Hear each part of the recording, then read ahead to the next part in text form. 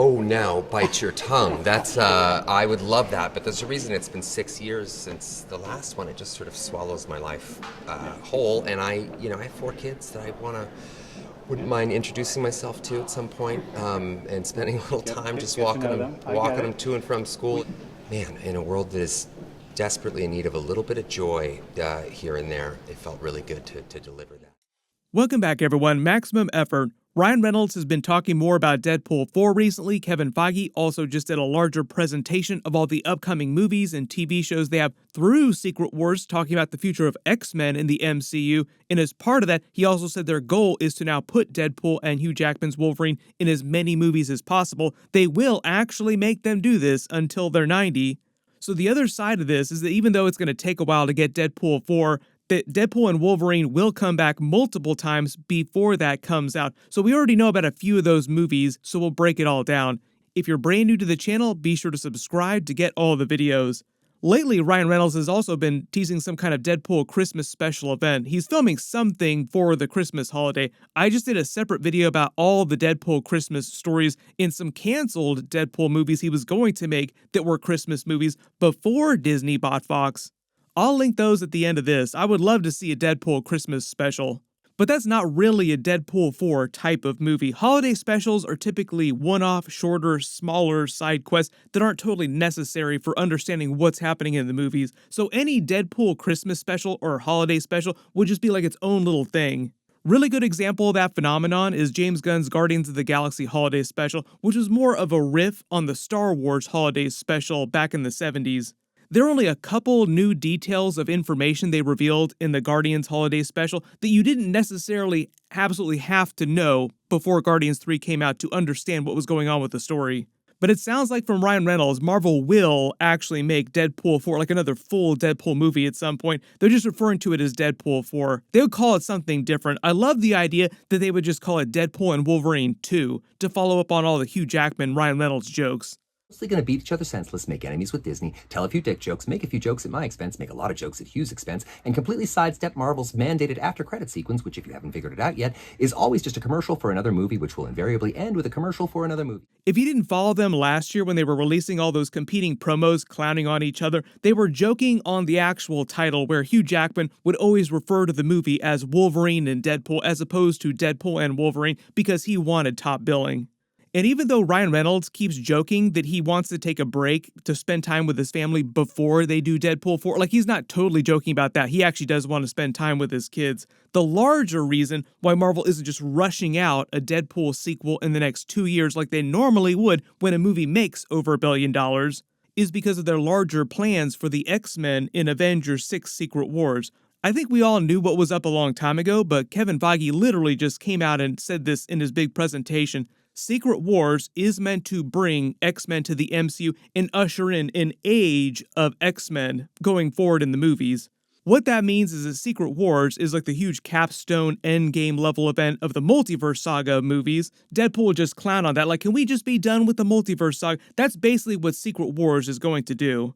They wrap up all the storylines from alternate universes crossing over, and currently in the main MCU, there are only a few mutants right now, like primarily Namor, Miss Marvel. They literally use the X-Men the Animated Series theme music for Miss Marvel if you didn't watch those episodes. I did a whole bunch of videos about that. Everybody went crazy, like, what does this mean?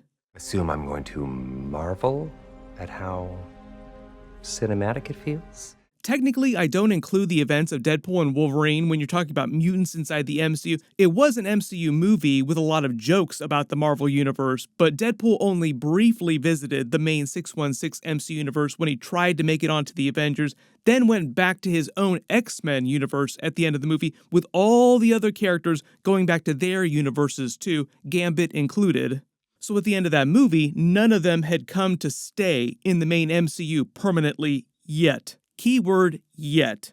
Ryan Reynolds described the movie as being like a little taste of MCU, like bumping up against the MCU, but not like fully in the MCU. What Marvel is doing with Secret Wars is a different version of the more modern Secret Wars comic book where you wind up with a god Emperor Doom ruling over a single world of the entire multiverse. That's Robert Downey Jr.'s Doctor Doom. with tons of other multiverse characters who survived the collapse of the multiverse. That's how you wind up with Tobey Maguire's Spider-Man crossing over with Hugh Jackman's Wolverine. At the end of that comic book story, they recreate the multiverse with the help of Franklin Richards' powers of creating alternate universes. That's how powerful he is. We'll actually meet a version of him in baby form in that new Fantastic Four movie next year. That's the whole reason why the movie is called Fantastic Four First Steps, because baby Franklin Richards' first steps.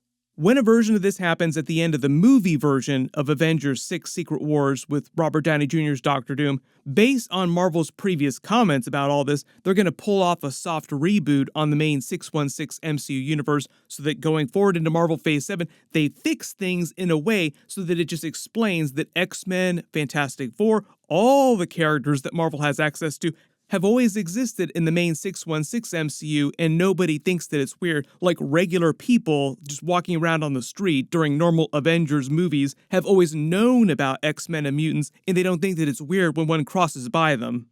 This is largely meant to solve the Eternals problem. When that movie came along, people were like, how come the Eternals didn't help fight in the final battle in Avengers Endgame? And even though the movie tried to come up with its own explainer for that, there's just a lot of continuity issues they run into with all the rights for their characters having been at different studios for so many years and them just getting them back. It's just way easier to soft reboot things and just explain going forward, everybody's always been here all the same time together. There was even a version of Deadpool and Wolverine that Ryan Reynolds pitched to Marvel where it was going to explain that Deadpool had always been in the MCU, but all the scenes featuring him in the previous Marvel movies were deleted, so it was going to be called Deadpool's Deleted Scenes Extravaganza. Like he's been here the whole time, but you never saw because all those scenes wound up getting deleted. Only this time with Secret Wars, they're just going to use a more literal explainer for why it actually does happen. Like, oh, they've always been here. Kevin Feige also confirmed that the next big saga is basically a mutant saga. That's what he means when the age of mutants is going to reign supreme going forward in the movies after Secret Wars. Way more focus on core X-Men movies, introducing a bunch of new X-Men actors, and a couple of returning legacy ones like Hugh Jackman's Wolverine will continue to be the main Wolverine for way longer. So you have all these brand new characters that are suddenly all crossing over with each other all the time, and now you see why they're waiting so long to do Deadpool 4.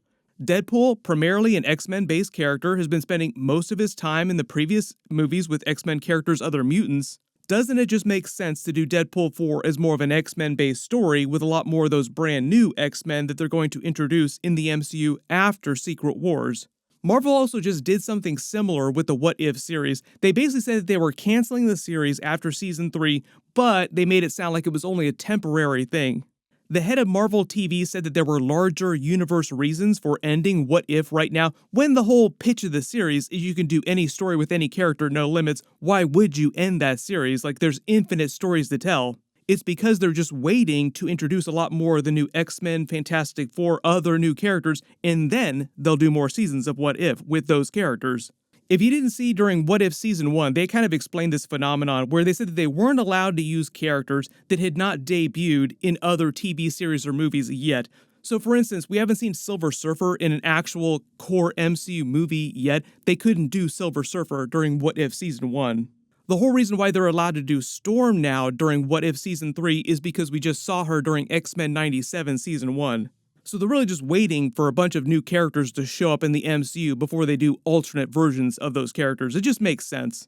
Marvel just introduced the cosmic entity Death recently during Agatha All Along episodes. Aubrey Plaza will return as Death in future movies and shows. She has a long history with Deadpool and Thanos. We know that versions of Thanos will return in the future, but really the meta here is that wouldn't it be cool to see Deadpool cross over with Death at some point? There's so many stories you can do for Deadpool 4. You can do super weird, crazy cosmic stories like Deadpool and Death, or you can do more ground level, simpler Deadpool stories when you get into the X-Men versus Avengers era of the MCU.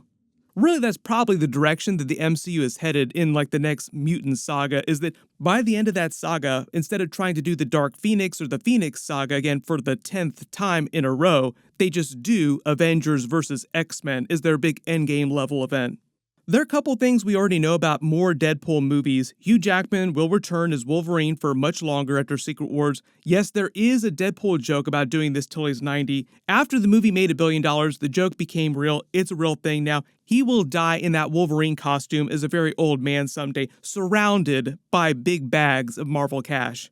X-23 will also come back. She'll get her own comic book suit eventually and probably show up in other movies and shows without Hugh Jackman's Wolverine. But I do think the next time she comes back, it will be with this new Hugh Jackman Wolverine.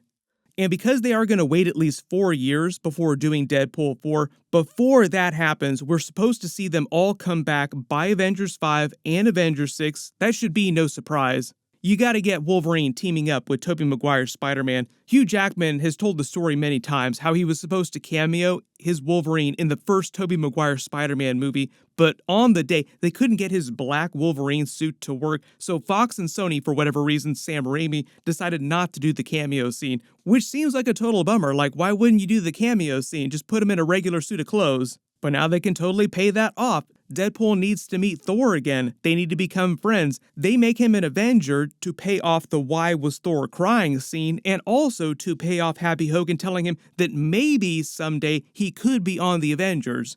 And on the TV side of this, the X-Men 97 people said they weren't allowed to use Deadpool during Season 1, even though Deadpool is already canon to X-Men 97, because of the Deadpool and Wolverine movie. Marvel wanted to release the movie before they start doing Deadpool in animation a bunch. So it sounds like at some point in some future season of X-Men 97, we'll see Ryan Reynolds cameo as his Deadpool during that. Like, he'll voice the character, but he'll look like the canon version of the X-Men 97 Deadpool. And of course, they'd have to do Deadpool during a season of What If. It just feels like a big omission to not do him or Hugh Jackman's Wolverine. But like I said, they've already finished Season 3, so I'm not expecting them to cameo during the season. I think they finished all the episodes by the time that they had finished working on Deadpool and Wolverine. So if we see them show up on a What If season, it wouldn't be till like after they wait till more X-Men come in, they start doing more seasons of that. But maybe we'll get lucky and they surprise us and they film some stealth cameo scenes. Everybody let me know in the comments, though. It's going to be at least 4 or 5 years before Deadpool 4 comes out, so we have them showing up in a bunch of these other big crossover movies in the MCU, some TV shows. What else do you want to see them do before Deadpool 4 comes out? And what story do you actually want them to do during Deadpool 4? Ryan Reynolds pitched like 20 different movies that Marvel said no to before they did Deadpool and Wolverine, so just think of those when you think of the kind of movie they might wind up doing for Deadpool 4. Click here to learn about all those different movies that they did not wind up making that they tried to, and click here to learn all about Black Panther 3. Thank you so much for watching, and I'll see you guys in the next one.